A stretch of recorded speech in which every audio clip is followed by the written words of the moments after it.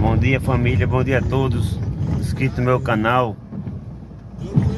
Desejando aí para vocês uma ótima semana, um ótimo dia abençoado. Hoje, dia 26 de maio, às 8h58 da manhã. Tá assim, ó, tempo fechado, viu? Aqui em Vitória de Santo Antão, fechado. Tô passando aqui nesse exato momento na principal do Iraque 2. É isso aí. O tempo hoje tá suave, viu?